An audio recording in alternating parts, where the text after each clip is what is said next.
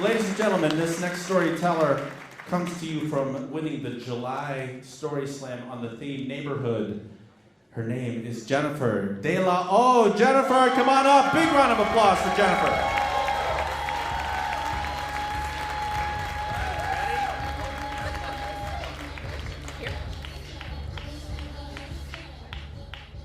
So I had no idea how to do jail.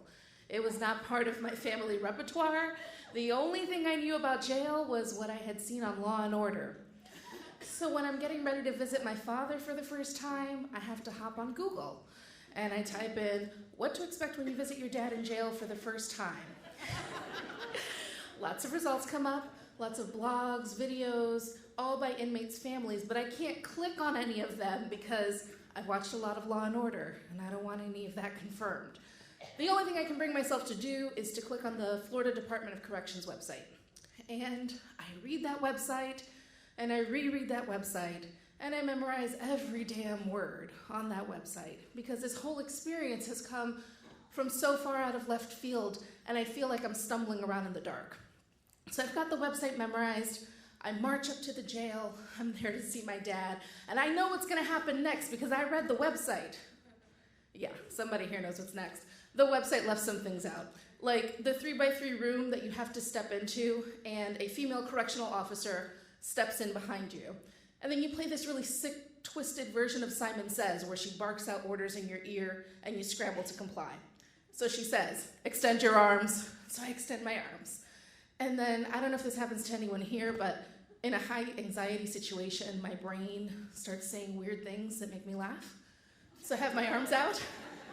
And my brain says, hey, Jen, you know who you look like right now? Rose on the bow of the Titanic. And I'm like, yes, I do. And she wraps her arms around my waist. Except it's not Leonardo DiCaprio wrapping his arms around my waist, right?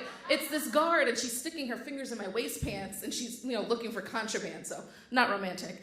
Give me your shoes. So I bend over, and I give her my shoes, and my body's all over her body, and it's close, and it's uncomfortable. Then she says, turn around, lift up your shirt and bra, show me, then bend over and shake. So I'm like, turn around. Okay.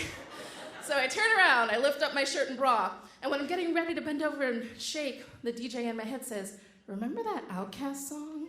Shake it like a Polaroid picture. Pro tip, that does not go over well with correctional officers. They don't like that. Don't do that. So this bizarre routine becomes routine. I'm not afraid to share we're among friends. I'm a little bit of an overachiever, so I get really, really good at going to jail. I'm an expert. I learned to wear elasticized pants. I start wearing flip-flops. I learn jokes to tell the guards to cut the tension. I get really good at it. So my dad gets moved to a new facility. It's closer to home, and by closer I mean 70 miles instead of 400 miles. So I go to see my dad, and I'm killing that day. I breeze through identification, I sail through the metal detector, all of my jokes are landing. I even get the female CO, who's patting me down, to laugh. With this one. What do you get when a chicken lays an egg on the roof of a barn? An egg roll. Yeah, that kind of stuff kills in jail. So she is laughing, everyone's laughing, the guards, the families are laughing, and I almost didn't notice her pull out this hand metal detector, which I'd never seen before, but I think nothing of it. She starts at my ankles, she works her way up, she gets to here, beep, beep, beep, beep, beep. Now the whole room goes silent. Those guards, those families who were laughing, they turn and look at me like, what have you done? Because now no one can leave until this situation is resolved. And I'm like, I don't know, try it again. So she tries it again. Beep, beep, beep, beep, beep. Step in the room. So I step in the room. Before I can say anything, her hands are under my shirt and she grabs the underwire of my bra and says, is this an underwire? And I say, yeah. You can't have that. And now I've got a big problem. Well, two big problems, because you can't go into a men's jail without a bra. It's against the rules. This is how I find myself in the backseat of my mom's car with my bra between my teeth, like the world's most perverted raccoon, just gnawing away, trying to get this underwire out. And the kind of bras I wear, they're a feat of engineering. If Jack and Rose had one of these on the Titanic, that movie would have had a different ending. So I'm gnawing, and gnawing, and that wire is going nowhere. And I'm frustrated, I'm trying not to cry, and then I see blue and red lights, and I hear a tap at the window, and I look up, and there's a guard. And I look up with this bra between my teeth. And you know he's hot, right? So he's looking at me and he goes, "Ma'am." And in that moment, 8 years of embarrassment and anxiety and frustration and anger and uncertainty, it all wells up and I can't stop it. It just comes out. I say, "I didn't know. I didn't know about the underwire. It's not on your website. How was I supposed to know if it's not on your website? This is my jail bra." I went to work one day, I come home, my dad is gone. And yeah, I knew he was depressed, but I didn't know it was that serious. And yeah, our lawyer was no Sam Waterston, but I didn't know I was right. And on what planet is a butter knife a deadly weapon? Seriously, I'm not arguing with you. Be cool. I'm just saying I need a minute. I'm trying. Let me get this wire out. I'm just trying. I'm trying. And this guard, he just stops and he looks at me and says, "That's cool. Your dad's waiting for you inside when you're done."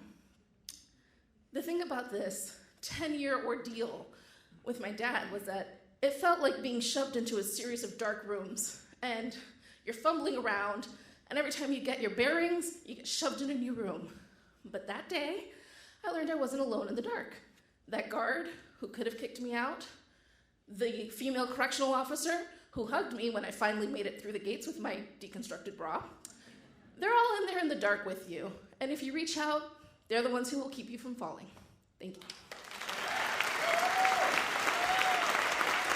That's Jennifer, everybody. I want you to give her a big round of applause, even bigger. Come on. Good job. All right.